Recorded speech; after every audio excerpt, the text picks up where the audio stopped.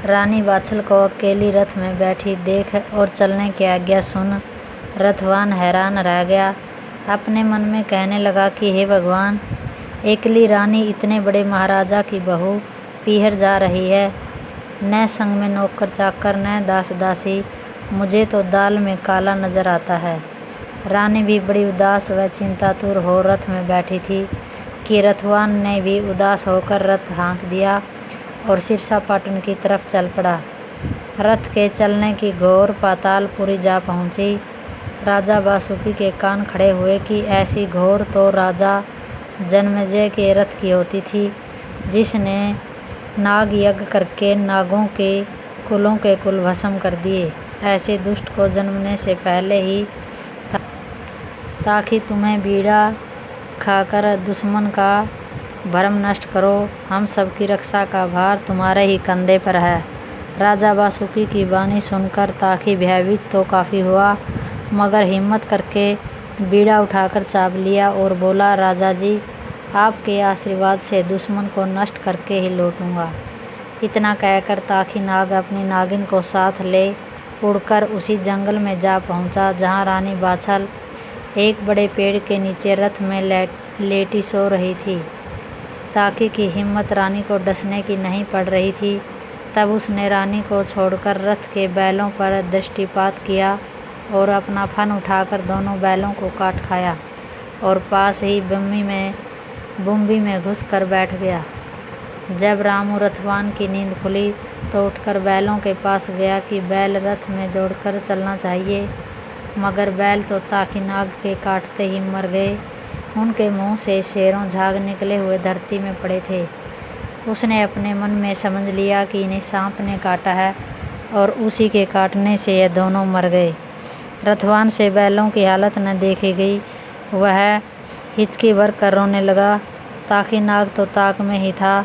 उसने बुम्बी में से निकलकर रथवान को भी डस लिया। वह भी नाग को डसता देख मूर्छित हो चारों खाने चित जमीन पर गिर पड़ा। उसके गिरने की आवाज़ सुनकर रानी बाछल के गर्भ में से ही गोगावीर ने सारी घटना समझ ली। इधर ताकि नाग रथवान को गिरा देख रानी बाछल को काटने के लिए रथ की तरफ लपका।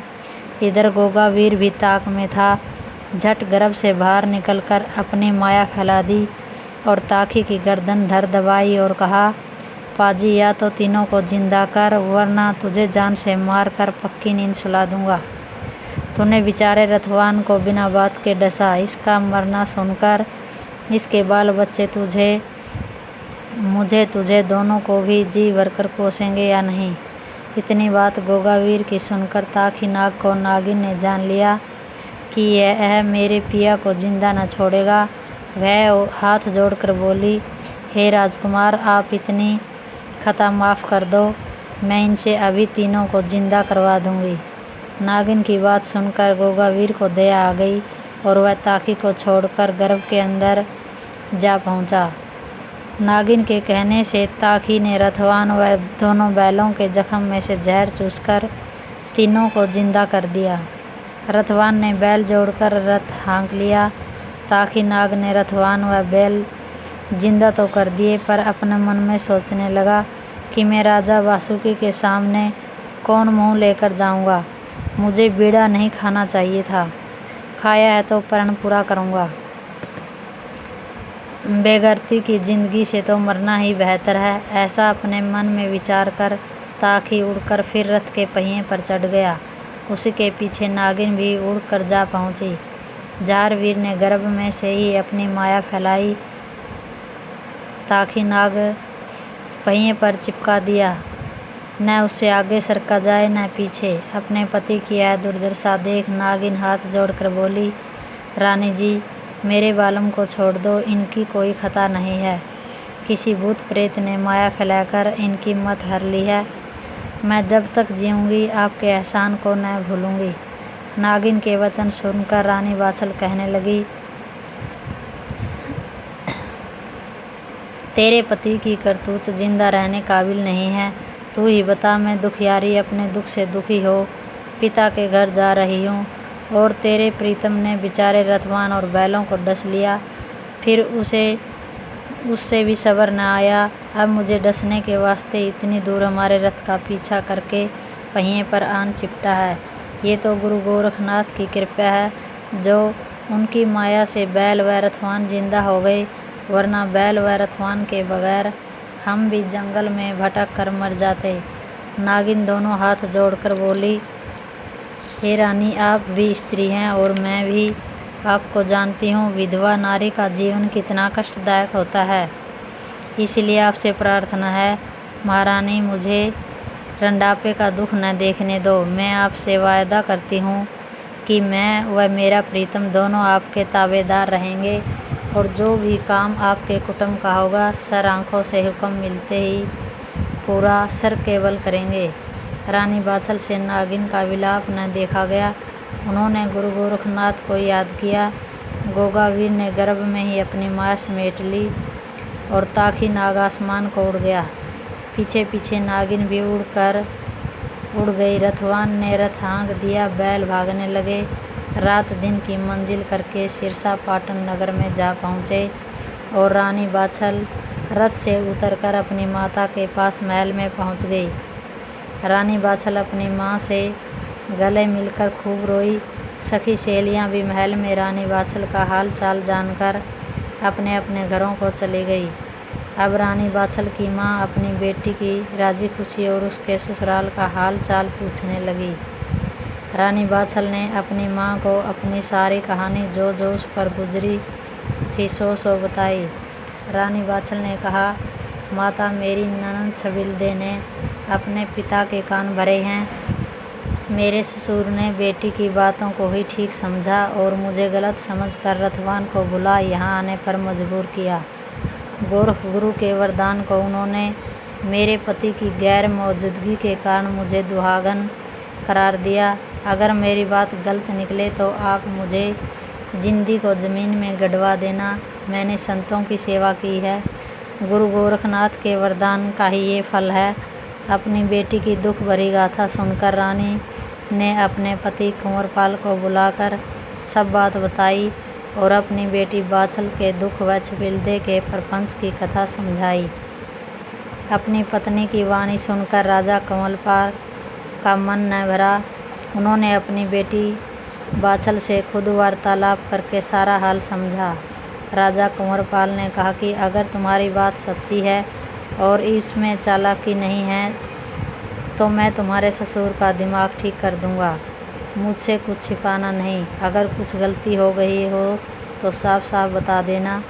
ऐसा न हो कि मुझे पीछे शर्मिंदगी महसूस करनी पड़े। रानी बाछल बोली, पिताजी, मुझे अफसोस के साथ कहना पड़ रहा है, आप मुझे इस प्रकार की बातें क्यों कर रहे हैं? क्या मैं अपने जीवन में कभी भी झूठ बोला है?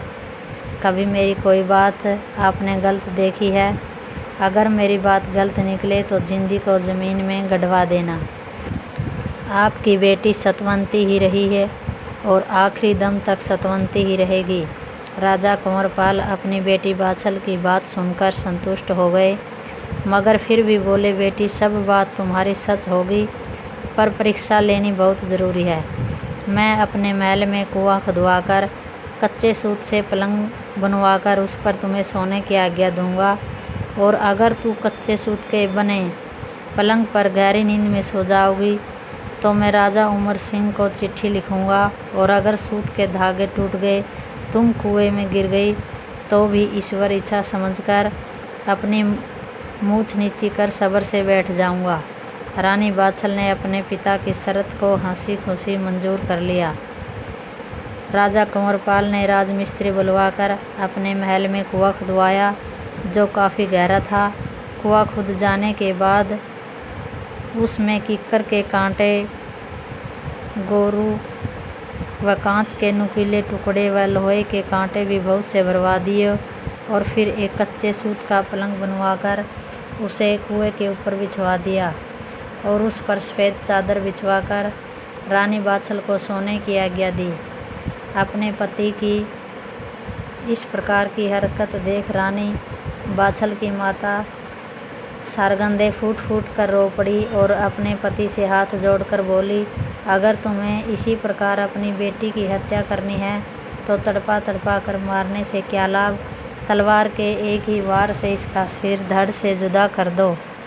अपनी माँ की बात सुनकर बाछल बोली, माताजी चिंता न करो, क्या आपने यह नहीं सुना, जाको राखे साइयाँ मार सके न कोई, बाल न बांका कर सके चाहे सब जग बैरी होई। अपनी सतवंती बेटी का सत ऐसा वैसा नहीं है। अगर मैं सच्ची हूँ और गुरु गोरखनाथ की कृपा का हाथ है तो ये कच्चे दागे लोहे की छड़ों के समान हो जाएंगे।